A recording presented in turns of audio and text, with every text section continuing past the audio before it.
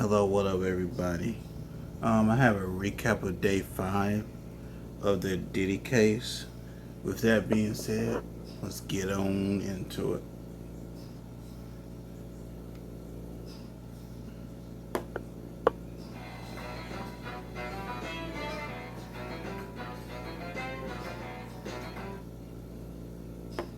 And shout out to Chronicle Speaks. Now, I'm not one to gossip, but I will bring you the tea.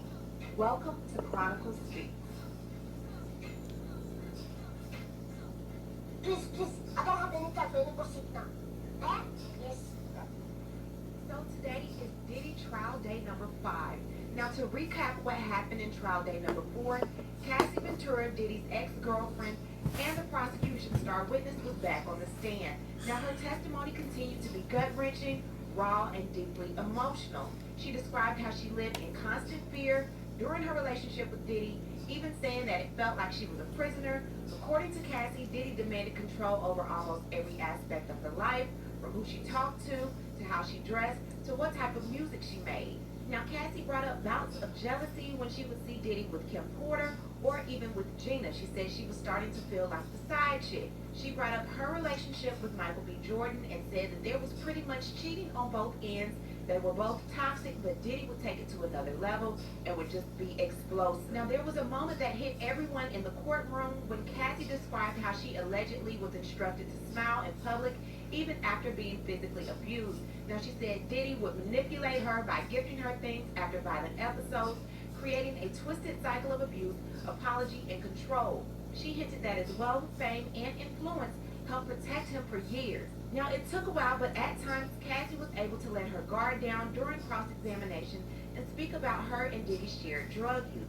Now, Cassie often had trouble remembering what she previously told the prosecution back in 2024, which may very well be the result of confused memories from years of drug use. However, Diddy's legal team is using this to their advantage, and they're attempting to portray Diddy not as an abuser, but as someone struggling with addiction, suggesting that his violent outbursts towards Cassie were linked to the drug withdrawal episode. Most importantly, there's the infamous 2016 Intercontinental Hotel video, which is a key piece of evidence that continues to loom over this case.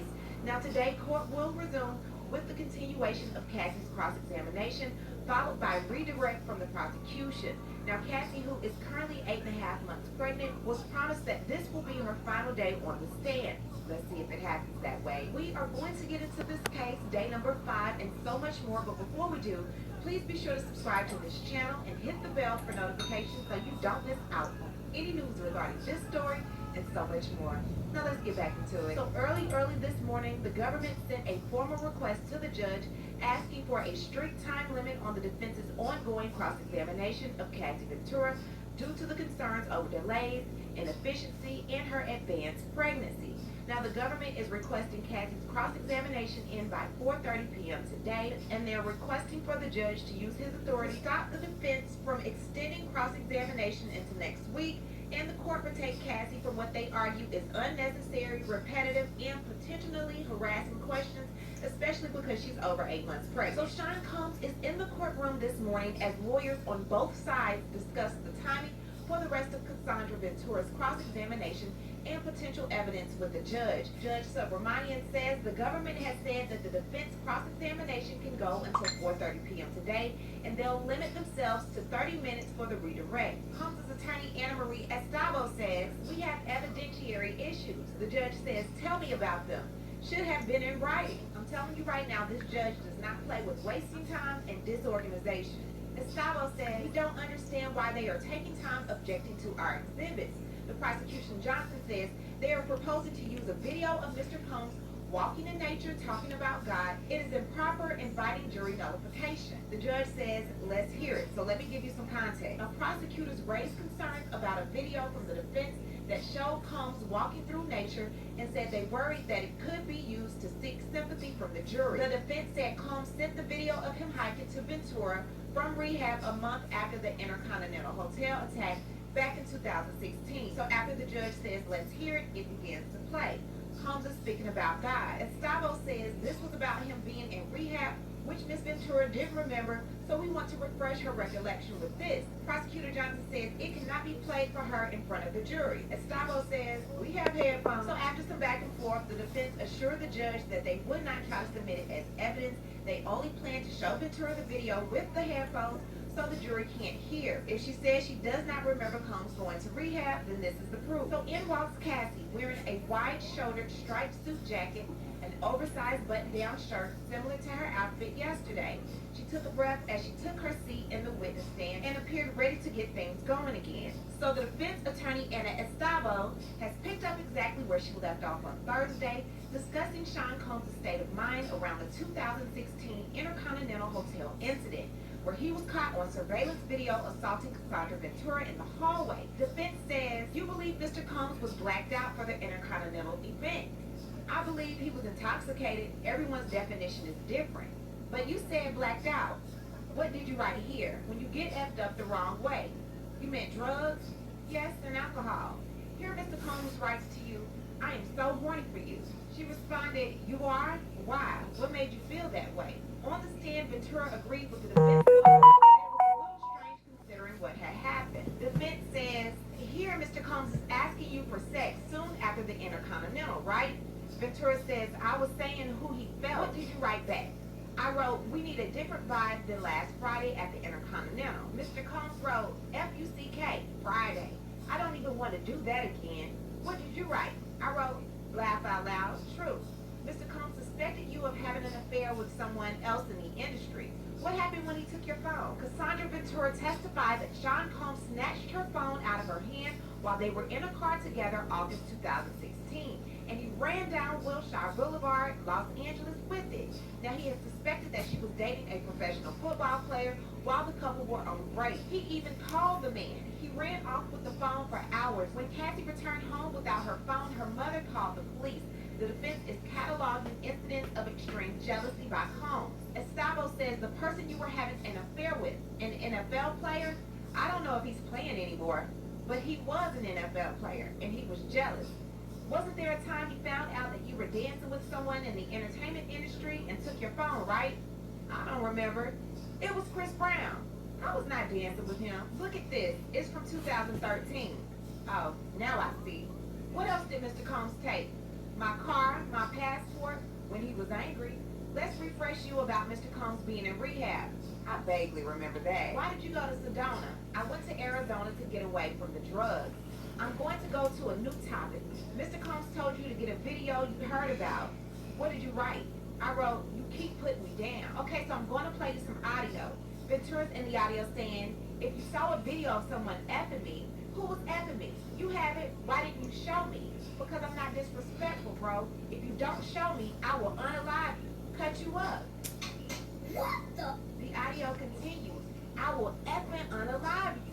I've never unalived anyone in my life, and I'm going to F you up. It's not going to be blood on my hands. Someone else is going to do it. I'm not playing with you. Tell me, Sujit. On the stand, Ventura reacted with shock and maybe some amusement at her own aggression on the recording. The defense seemed to be establishing that both she and Combs were united in their effort to keep sexual videos of Ventura private, in contrast to Ventura's testimony that Combs used the potential release of the sex tape as blackmail. So you remember on a previous video, we spoke about DJ Woo Kid telling a certain someone that he saw a video of Cassie getting screwed on video. So this audio was Cassie speaking to that man. So Estavo says, that was you, right? Yes. Did Mr. Combs express concern about these videos being released? When? Ever? Yes. The escort Jonathan, you thought he took the video? Yes. And Mr. Combs They is gonna try to dog piss out Cassie on Monday. Come Monday, they is gonna try to dog piss out of him. I'm not sure. He was volatile. I didn't trust him. Now, a lot of you may know who Jonathan Oddie is, but in case you don't, he's given interviews where he's made some very Okay, he's a bald-headed white boy. those interviews first surfaced publicly in 2018. However, the event that he was alleging happened in 2014. He stated he was called to Cassie and Diddy's hotel room to dance for them. He said he came dressed up as a police officer. He stripped down. He said he was then offered more money to have sex with Cassie. According to him, things went crazy. Cassie blacked out. Now, he said that he was with them several times, but one particular time, he decided to film with some kind of spy camera because in the event that Cassie did not wake back up, he wanted to ensure that he was not responsible for her death. Now, this video is roughly 5 minutes long. Some of you may have already heard it, but for the ones that haven't, this was released many years before any information had ever come out about Diddy and Cassie hiring sex workers. This is the testimony of Jonathan Oddie. Take a listen. I had sex with Cassie and Sean. Basically, he would masturbate, tell me what to do with Cassie. I had like 15 encounters, and I heard lots of business. Because what they would do is Sean talks a lot on the phone and on TV with people and stuff, and I was like a sex slave. I felt bad because I got along well with her, and I think she's a decent person. And unfortunately, I had to that she was in, but I wasn't sure. And now I understand the life, what was going on in her life, and what was happening. And meeting her up in the hotel shows me the type of individual he is, and confirms that everything that happened to me was true and correct. Yeah. Damn. Listing your vacation rentals on Booking.com opens the door to more guests, which could lead to... Dang, I ain't gonna have to supposed to spend money on premium. For the bookings you've dreamed of, list your vacation rentals on Booking.com. Come on. Come on. Imodium multi-symptom relief starts to work fast within 1 hour to relieve diarrhea. Chevy is called the heartbeat of America.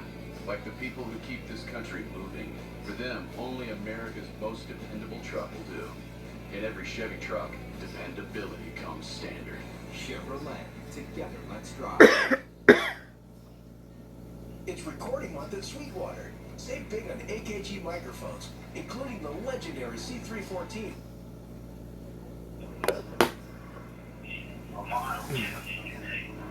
And they call me also for the agency that I work for.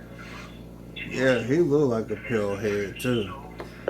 Yo, he look like a straight pillhead.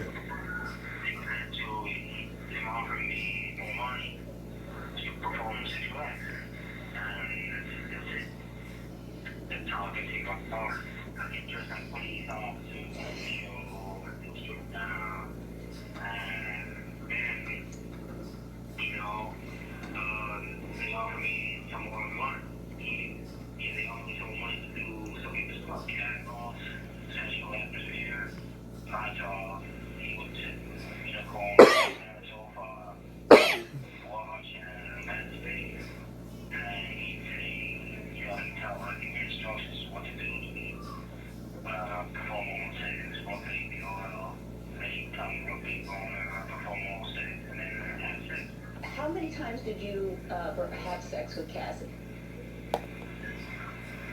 15 sessions.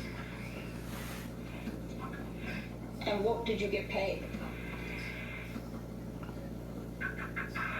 How much? It'll be like 800 each time. Each hand. But sometimes it'll call me twice. I'll need like 3 hours a dinner. It'll probably come back. Why did you decide to record or video? Because after she passed out, I decided to record that.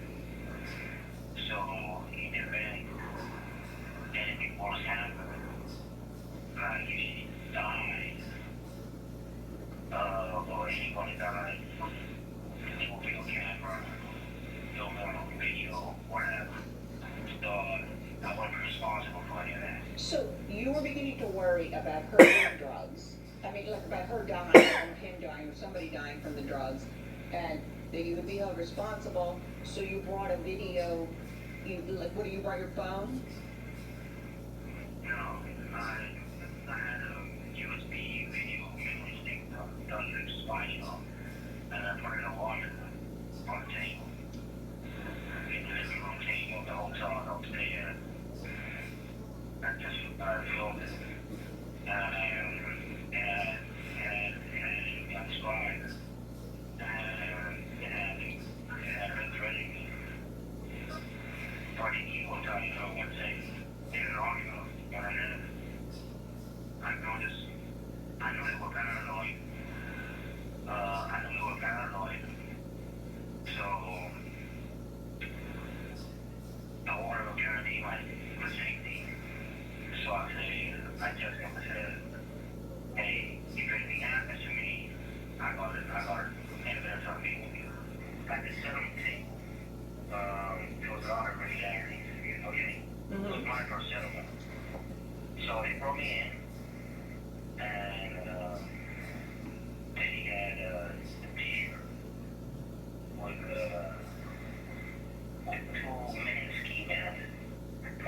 Where as hell?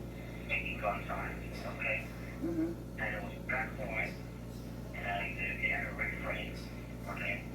But that's how he operates. He communicates, threatening you by saying, I'm gonna have you killed. According to Mr. Oddie, he was allegedly paid $5 million by Mr. Combs. Estavo says, what did Mr. Combs say when you told him that you thought Mr. Oddie was recording? He said he'd take care of it. Are you aware of an escort leaving comments on Mr. Combs' Instagram page? I am not. Do you currently take Suboxone? Something like it. What does it treat? Opioid addiction. Prosecution says objection. Judge says overruled. You wrote a book in rehab. The place treats sexual compulsion. Objection, says prosecution. Judge says sidebar. Okay, so they're back. Estavo says, did you get neurofeedback therapy? Yes. What is it? They hook something up to your head and show you things just to see how you react. Were you told the effects of it? Help me with my trauma. Did you participate in EMDR? Yes. What does it do? Memories and processing them. The idea is you recall prior traumatic memories, like from PTSD. You were being treated for PTSD? Yes. I was still physically developing.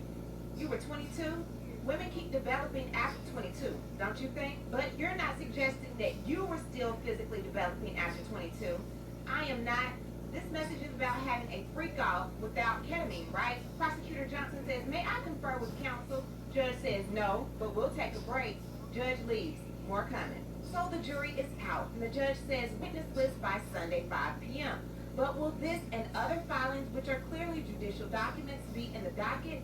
The judge says ask for those long text messages, use binders so we can save them. Judge says now, real break. So in this 10-minute recess, there have been a lot of down moments so far this morning as the defense cross-examination of Cassie Ventura stops and starts while it attempts to decide which text messages to focus on, and the prosecutors object to certain evidence. Now the defense is jumping around the timeline, sometimes pulling up messages and then taking them back down without asking any questions. The judge says we are not going to proceed in this fashion. Okay, so they're back to break, and Estavo says, Mr. Combs wrote, you're so predictable. Now you said that you were going to tell him that you didn't want to do freak-offs anymore, but you didn't say it, did you? I did not. Defense attorney Anna Estavo brought up text messages from April 2010 where Sean P. Diddy Combs and Cassie Ventura talk about freak-offs. Now, the conversation had already come up during Ventura's direct examination. She testified earlier this week that she was going to tell Combs she didn't want to have freak-offs anymore, but didn't because she saw how he would react. So this is the text exchange. I want to talk to you about something tomorrow. Going to sleep. Love you. Is it going to stress me out? What is it about? Freak-offs. It can wait. It's not a big deal. Now you don't want to do it anymore. Oh, I already know. You're so predictable. Really? Okay. Since that's definitely what it was, we'll leave it at that then. Since I'm so predictable, have a good night. Whatever, baby. I'm not going to play no games with you. And you ain't going to keep shutting me down. I'm not shutting you down. I never do. If anything, it's always the other way around. I wasn't going to say that I didn't want to do it anymore.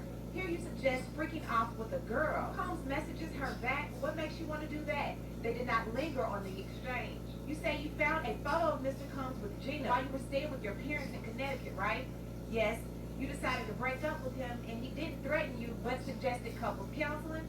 I don't know. So in August 2018, you called it a closure conversation. Mr. Combs was inviting you to Burning Man, right? Yes. So the defense has now raised Cassandra Ventura's testimony about the period in 2018 where Ventura has said that she was dating her now husband, Alex Fine, and seeking closure in her relationship with Sean Combs. Ventura testified that Combs ordered her in her house after the two had a pleasant dinner, in which he had asked her about attending Burning Man together. In a text message around 2018, Combs says, can I get a chance to make things right? I haven't taken care of you. She said you took care of me materialistically, not where I needed it. I don't need you to be taking care of Kim and Gina. I need you to put me first. Okay, and please read these. I wrote, you lied to me. She never went away. It was the nail in the coffin. You meant Gina. The photo? Yes. In your civil lawsuit, you say Mr. Combs ordered you in September 2018 after you had dinner at an Italian restaurant in Malibu, right? Yes. Did you meet with the U.S. on November 30th, 2023? Yes, not that exact date. In this meeting, you said the R took place after Mr. Combs returned from Burning Man. You said he was acting strangely at that dinner. I don't remember the exact word. Did you meet the U.S. on April 8, 2025? Around then. Now, the defense is attempting to point out the inconsistency inaccuracies in Cassandra Ventura's account of her alleged 2018 RAPE by Sean Combs. In her November 2023 civil lawsuit, she said the attack took place in September 2018, which Ventura repeated when she first met with the government agents about 2 weeks after she filed her lawsuit. But the defense offered that Ventura may have changed her story slightly in a prep meeting with the government last month when she said the RAPE occurred in August. Around then, Combs had texted her, "I know I look bad to you. I could tell I didn't turn you on yesterday. I fell off." Now, according to the defense, Ventura wondered if the attack was linked to Combs' bipolar disorder because he had been acting strangely. Nice but strangely. She confirmed on the stand and did not respond when she told him to stop. The defense had never before mentioned a potential bipolar diagnosis at this trial. The defense continues with her questioning by saying this message. That's a new one. Bipolar. Mm.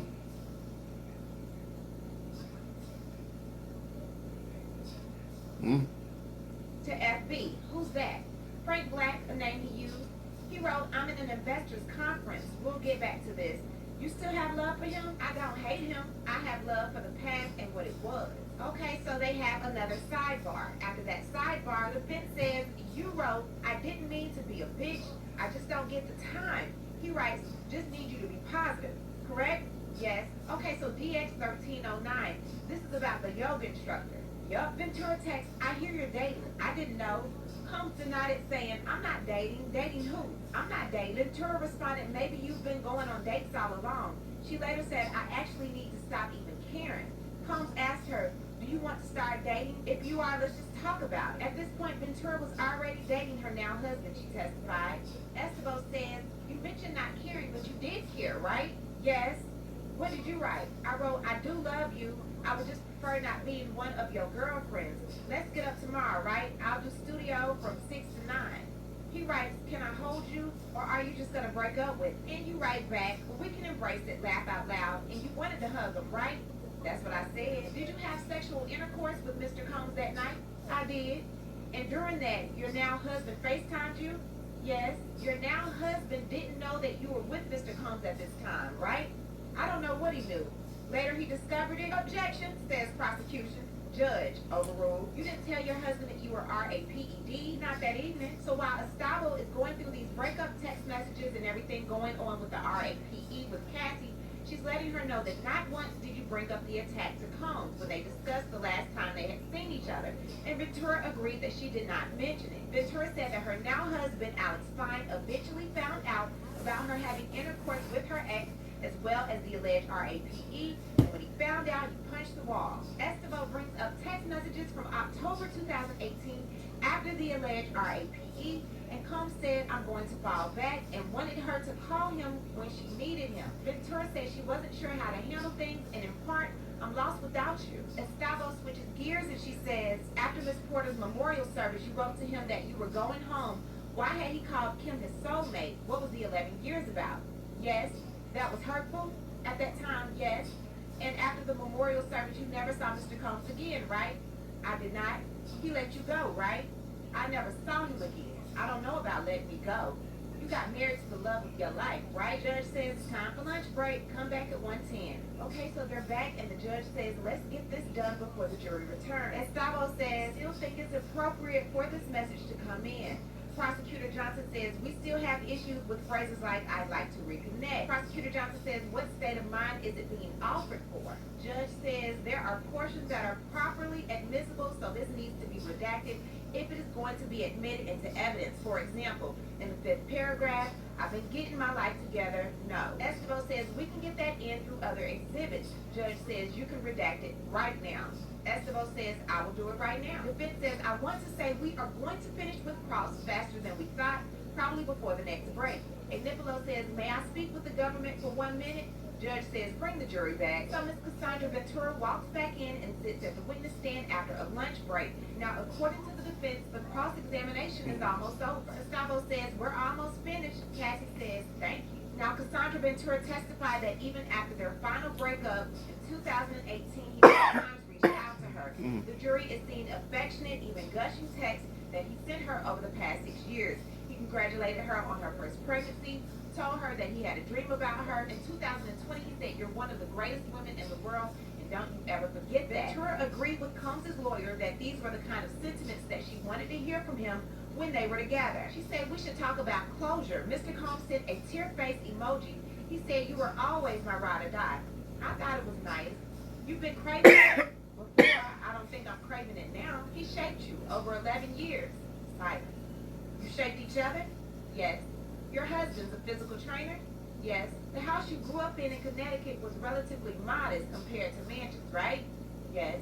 Now the defense has shifted to the period before Cassie Ventura filed a lawsuit in November 2023, accusing Sean Combs of years of abuse. Now, Combs' lawyer suggested that the month before the suit was filed, Ventura and her family moved into her parents' home in Connecticut because of financial issues. You were preparing to tour with Matt Testa? Yes, he's an engineer. Once you settled your lawsuit, you canceled your tour, right? Yes. Because you no longer needed the money?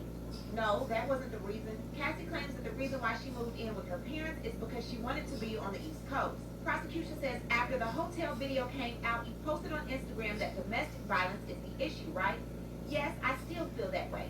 Sean Combs' lawyer just abruptly ended her cross-examination after showing an exchange of messages between Cassandra Ventura and Combs from 2012 by saying DX1015. Mr. Combs wrote, "Want to freak off one last time?"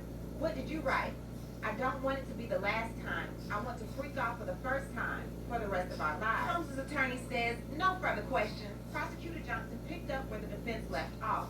She said, "Ms. Ventura, you were shown this message where you ended, 'I don't want to freak off for the last time. I want it to be the first time for the rest of our lives.' What did you say after that?" "Yes, I'm horny, just got over a UTI." "You were shown text messages today where you and Sean Combs were loving?" "Yes." "Did those periods ever last?" Defense says objection. Judge says overruled. "No, they didn't last. They had a downswing." "What world did Sean open you up to?" "A world of chaos." "In your 11-year relationship, who did you want to have sex with?" "Only him at that time." "When Sean wrote 'seduce me all day,' what did you do?" "Write about freak-off." "Were you able to cancel work obligations for freak-offs?" "Yes, if I was told to." "When you were shooting a movie in South Africa and you blocked him, how did he get in contact with you?" "Through Mia," that's the employee. "He said he didn't remember hurting you. Did you believe him?" "Not always, because I knew him. There were times he was pretty aware of what he was doing. It's just who he was. I've seen him be violent with other people." "On your way back from Cannes, what did Sean do?" "He played a video of me having sex with an escort, and what did he say he'd do?" "He'd release it." "When you got to New York, what did Sean ask for? A freak off, or he'd release it?" "When Sean wrote, 'You ready for tonight?' what did he mean? A freak off? What were you afraid he would do if you didn't do the freak off?" "Objection," said defense. Judge says overruled. "I don't know, that week."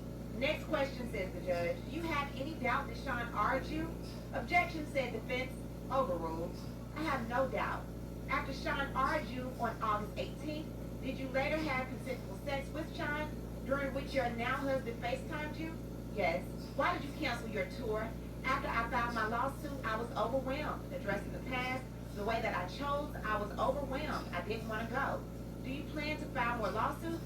"No." "Would you give the $20 million back if you hadn't have had to do freak-offs?" Defense says objection.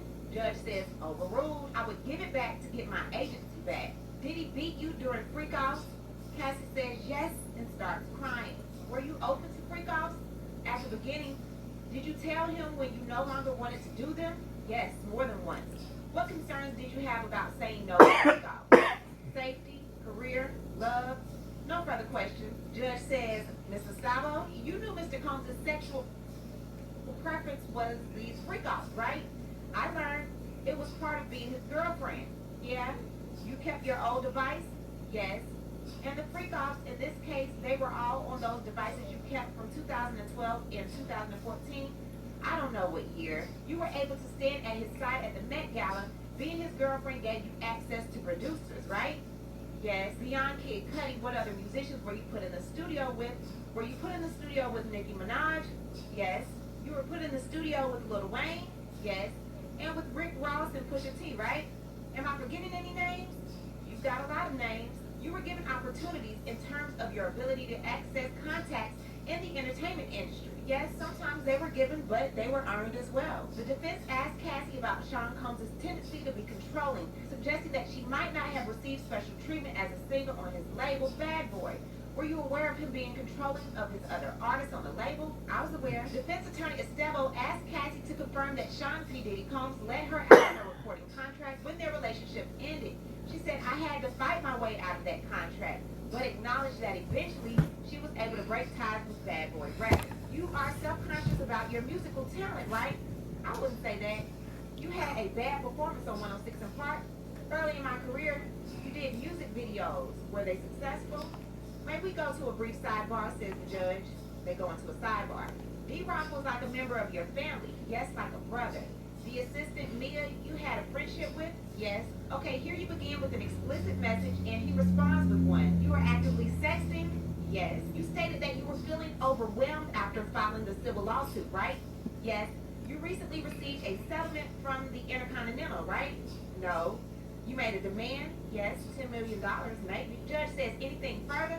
Prosecutor Johnson says, I just have one question. Judge says, I was asking the defense, can you wrap up in 2 minutes? Defense says, this is the last thing I'll ask you to read, Ms. Ventura. Ms. Ventura said, thank you. We need closure and understanding. Prosecutor Johnson said, why'd you keep your devices? Ventura said, I was afraid of what was on them. I wouldn't take them to the Apple store. Prosecution says, do you have any financial stake in the outcome of this trial? She says, absolutely not. Defense says, one last question. You just reached a $10 million settlement with the Intercontinental last week before trial. Prosecution says, objection. Judge says, overruled. Cassie says, yes. The testimony of Ms. Cassandra Ventura is officially over. The judge lets her know to have a great weekend. She stood up. She walked out of the witness box with her hand on her pregnant belly. So needless to say, Cassandra still got her $30 million and 10 from the Intercontinental. So Cassandra Ventura has spent 4 intense days on the witness stand, detailing disturbing accounts of physical abuse, explicit sexual encounters, and reading dozens of private messages exchanged between both her and Sean Combs. Now, throughout her testimony, the themes of consent and coercion repeatedly surfaced, along with revelations about heavy drug use shared between her and Combs during their 11-year relationship. Now, during her final round of questioning this afternoon, Ventura briefly broke down when asked by prosecution about violent incidents that occurred during these freak-offs. Aside from the emotional moment, she delivered the rest of the testimony with composure and confidence. Now, she just released a statement through her attorney, Douglas Wigdor, and she said, this week has been extremely challenging, also remarkably empowering and healing for me. I hope that my testimony has given strength and a voice to other survivors and can help others who have suffered to speak up and also heal from abuse and fear. For me, the more I heal, the more I can remember. And the more I can remember, the more I will never forget. I want to thank my family and my advocates for their unwavering support and am grateful for the kindness and encouragement that I have received. I am glad to put this chapter of my life to rest as I turn to focus on the conclusion of my pregnancy. I ask for privacy for me and my growing family. So coming back from break, Niccolo says, we object to the testimony of the witness after the special agent, Don Richard. Why is this coming up at 3:30, says the judge. Going forward, you just address things before the courtroom. The jury enters and prosecutor Smyson says, good afternoon. Where do you work? Letting you all know we have a new witness. Special agent Yasin Benda says HSI in the Human Trafficking Group. I'm in the Crisis Negotiation Group, too. Did you serve subpoenas in this case? Yes. When Sean Combs was arrested, where did you go? The Park Hyatt, room 2115, where he is staying. Photos of the entrances shown to the jury. What did you do? We assigned a letter to each room and began to search. What was your role? I took photographs of items, then assigned them on the 6051 form. Was this found in the closet? Photos are shown of plastic bags full of Johnson & Johnson baby oil and Astroglide bottles. And what was found in the bathroom? Several bottles of baby oil. They then show the picture. Now the bedroom, what was found in the LV bag? Medication in the name of Frank Black. And that is this, the agent says, bags of pink powder found in the medicine bottles.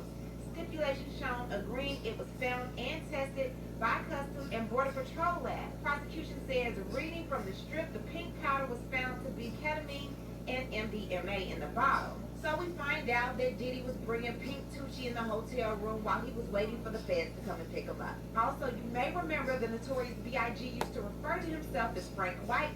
Now Diddy is referring to himself as Frank Black. Now the jury is also seeing photos of lighting devices that were found in the living room that are described as potential intentionally moved lighting. So the jury is being passed around evidence and photos, and Smizer says, what was found in the black mini pack bag? She says $9,000. Please take the cash out of the bag. So the agent does, and she's fanning out the bill. No further questions, says Smizer. Judge says, any cross? Kenny Garrigo says, in the hotel room, did you see any bags and clothing indicating that a woman was staying with him? Linda says yes. The judge says the U.S. may call its next witness. Your Honor, the government calls Don Richard. My name is Dawn Richard. Where are you from? New Orleans, Louisiana. From 2004 to 2011, who did you work for? Puff? Sean Combs? Do you see him? Yes. Who was depicted in this photo? Cassie. In 2009, did you observe an incident between Puff and Cassie? She was attacked by Sean Combs and kicked. Did you see more violence by him against Cassie? When were you members of this group? 2009 through 2011. The incident in 2009 when Sean Combs beat Cassie, where was it? In Sean Combs' LA home when we were recording. Now, if you recall, in Don Richard's lawsuit against Diddy, she spoke about instances when she was recording this dirty money in Diddy's home, and oftentimes she would see Diddy throw things at Cassie, yell obscenities at her, and just be violent towards her. Prosecution continues. What did he do? He was saying, where the F is my food? He grabbed a black skillet with eggs and tried to hit her over the head. Cassie dropped to the ground. What did she do? She went into the fetal position. Then what? Sean Combs was kicking her in the head and body, then dragged her up the first floor, glass breaking and yelling. I was scared for her and for me too. Did you intervene? No. Did you call the police? No. The next day, what happened?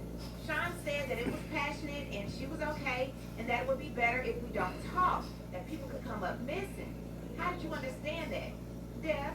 Ignipolo said, objection.